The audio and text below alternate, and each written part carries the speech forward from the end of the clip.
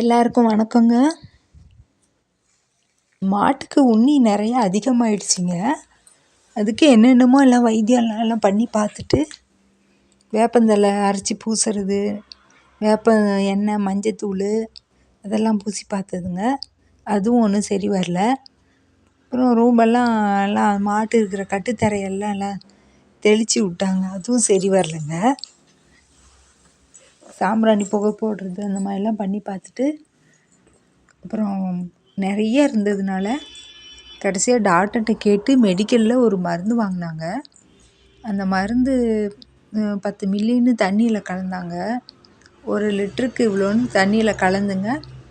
அதை வந்து மாட்டை தண்ணி ஊற்றிட்டு குளிப்பாட்டிட்டு அந்த மருந்து நல்லா பூசணுங்களாம். மாடு உடம்பு பூரா அது உண்ணி எங்கே இருக்குதோ அந்த இடத்துல எல்லாம் பூசி விட்டுட்டு அப்படியே ஊற வச்சுருங்க, உண்ணியெல்லாம் உளுந்துரும்னு சொன்னாங்க. அதே மாதிரியே மருந்து வாங்கி தண்ணியில் கலக்கி மாட்டுக்கு உடம்பெல்லாம் பூசுனுச்சுங்க. பூசிட்டு ஒரு அரை மணி நேரத்துலேயே அந்த உண்ணியெல்லாம் வெளியில் வர ஆரம்பிச்சிதுங்க. எல்லாம் மெதுவாக எல்லாம் வெளியில் வந்து எல்லாம் ஓடிச்சுங்க. உண்ணியெல்லாம் கீழே விழுந்தது.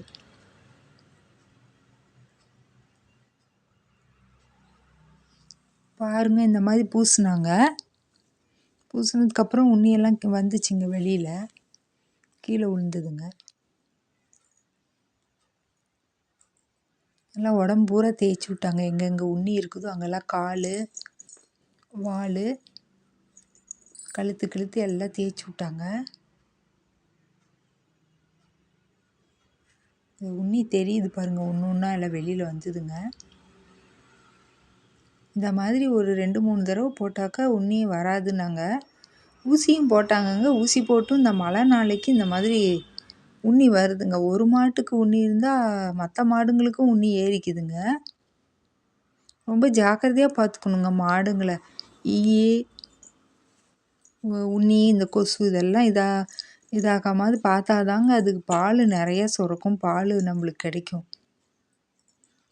வைத்தியம் பார்த்துட்டே இருக்கணுங்க. முடிஞ்ச அளவுக்கு சுத்தமாக வச்சுக்கணுங்க. அது இருக்கிற இடமும் நம்ம சுத்தமாக வச்சுக்கணும். சாணத்து மேலே படுக்கிறது, நிற்கிறது அந்த மாதிரி விடக்கூடாதுங்க.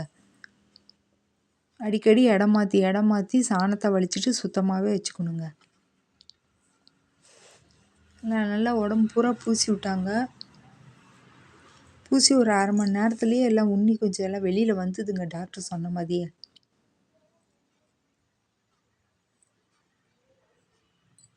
மாட்டுக்கு உண்ணி இருந்தால் கண்ணுக்கும் உண்ணி வந்ததுங்க. கண்ணுக்குட்டிக்கும் உண்ணி பரவிடும். அதிகமாக உண்ணி இருக்கிற மாட்டை கொஞ்சம் தள்ளி வச்சே வைத்தியம் பார்த்துட்டு அப்புறம் சேர்த்துனா கூட பரவாயில்லைங்க. மற்ற மாடுங்க பக்கத்தில் நிற்க வச்சா பரவாயில்ல.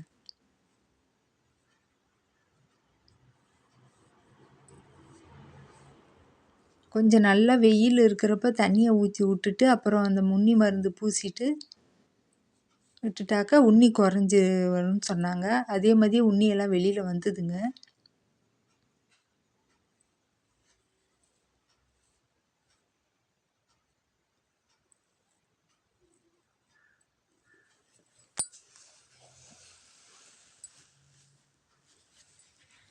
பாலும் ரொம்ப குறைஞ்சிருங்க. உண்ணி இருந்ததுன்னா காய்ச்சல் வேற வந்துருங்க அதிகமாக விட்டுட்டோனாக்கா. அதனால் அப்பப்போ மாட்டுக்கு வைத்தியம் பார்த்துடணுங்க. இது வந்து கன்றுக்குட்டிங்கங்க. ஒன்று வந்து 1 மாதத்து குட்டிங்க, பெருசாக இருக்கிறது. பக்கத்தில் போய் பார்த்தோம்னாவே நல்லா விளையாடுங்க. அது ரொம்ப பாசமாக இருக்கும். இன்னொன்று வந்து 1.5 மாதம் ஆகுதுங்க. அது வந்து சத்து குறைபாடுனால நான் முதல்ல வீடியோ போட்டிருந்தேங்க. அதில் அவங்க அம்மா, அந்த குட்டியோட அம்மா வந்து குட்டி ஈன்றப்ப போட்டிருந்தாங்க அந்த வீடியோ. அதில் அப்போ பிறந்த குட்டிங்க இது. இது வந்து 1.5 மாதம் ஆகுதுங்க பின்னாடி நிற்கிறது. ஆனால் சின்னதாக தாங்க இருக்கும். அது ஊட்டச்சத்து குறைபாடாக இருக்குது அப்படின்னு அதுக்கு நல்லா கொடுத்துட்ருக்குறாங்க போசாக்கா.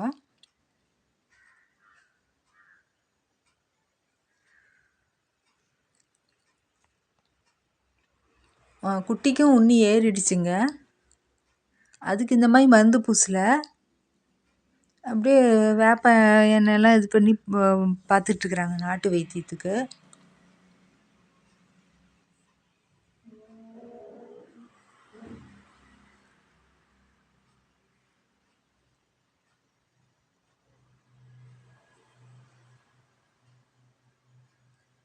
குட்டி வந்து 2 பொண்ணு, ஒரு பையன் இருக்குதுங்க. ஒரு ஆம்பளை குட்டி ஒன்று இருக்குதுங்க, கருப்பும் வெள்ளையுமும் கலந்து ஜெர்சிங்களாம் அது. போனாக்கா 3 குட்டிங்களும் விளாண்டுட்டே இருக்குங்க. இந்த பாருங்க, உண்ணி எல்லாம் வெளியில் வந்ததுங்க. ஒரு உண்ணியாக ஒரு அரை மணி நேரத்துல எல்லாமே வெளியில் வந்துடுச்சிங்க. எல்லாம் அப்போவே வந்தது பாதி உண்ணிக்கு. ஒரு 3 முறை இந்த மாதிரி செஞ்சாக்க ஒரு 20 நாளைக்கு ஒருக்கா, ஒரு மாதம் ஒருக்கா அப்படி உண்ணீர் வராது அதிகமானாங்க. அதுக்கப்புறமா நம்ம வேப்பந்தலையை போட்டு புகை போடுறது, வேப்ப எண்ணெய், மஞ்சள் போட்டு கலந்து மேலே தெளிக்கிறது, அந்த இடத்த சுத்தமாக வச்சுக்கிட்டு அந்த இடத்துலையும் தெளித்து விடலாங்க. அந்த மாதிரி பண்ணாக்கா உண்ணி வராதுங்க.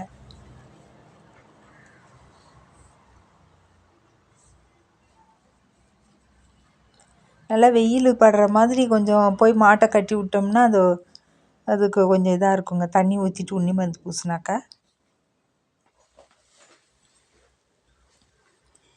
குட்டிங்களையும் கன்றுக்குட்டிங்களையும் ரொம்பவும் பக்கமும் கட்டுறதும் கட்டி விட்டுருந்தாங்கங்க. விளாண்டுட்டு இருந்தாங்க 3 குட்டிங்களும்.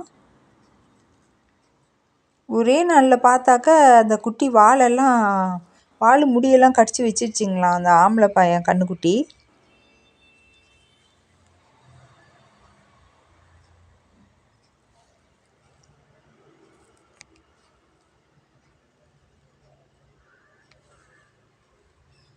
பாருங்க, நான் காட்டுறேன் வால் எப்படி பண்ணி வச்சிருக்குதுன்னு.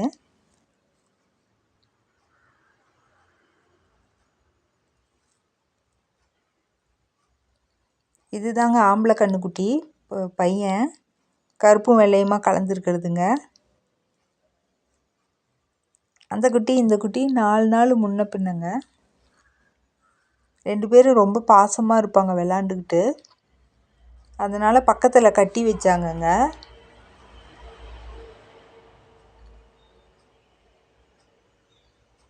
கடைசியாக பார்த்தா இவன் என்ன பண்ணிட்டான்னா, அந்த குட்டியோட வாலெல்லாம் கடிச்சு வச்சுட்டாங்கல்ல, முடியெல்லாம் எடுத்துட்டான்.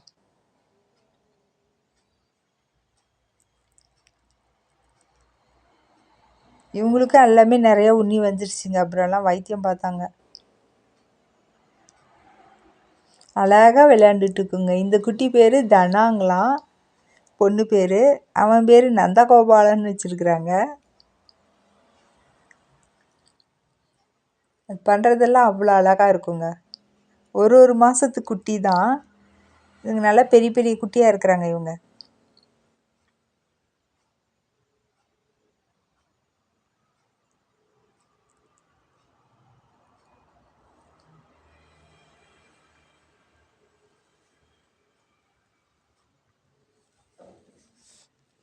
இங்கே பாருங்கள், நான் இப்போ காட்டுறேன் இந்த குட்டி வாழை எப்படி பண்ணி வச்சுருக்குதுங்கன்னு. வாழை பூரா பாருங்கள், எல்லாம் கடித்து முடியெல்லாம் எடுத்துருச்சுங்க. குட்டி முடியை எடுத்துகிட்டு இப்போ அதில் காக்கா கொத்துச்சிங்கன்னா ரொம்ப புண்ணாயிடும். சின்ன குட்டிக்கு சீக்கிரமாக புண்ணும் ஆறாதுங்க. கன்றுக்குட்டியை கூட பக்கத்தில் கட்டக்கூடாதுங்க, கொஞ்சம் தள்ளி தான் கட்டணும், பயமாக இருக்குது. போனால் அப்படி விளையாடுங்க. அது ரொம்ப பிடிக்கும் அந்த குட்டிக்கு. என்ன எப்படி பண்ணி வச்சிருச்சு பாருங்கள், மொழுன்னு. பாதி வாளுக்கு முடியே இல்லைங்க, எல்லாம் முடிய பூரா பிச்சு தின்னுட்டான் அவன், அந்த ஆம்பளை குட்டி.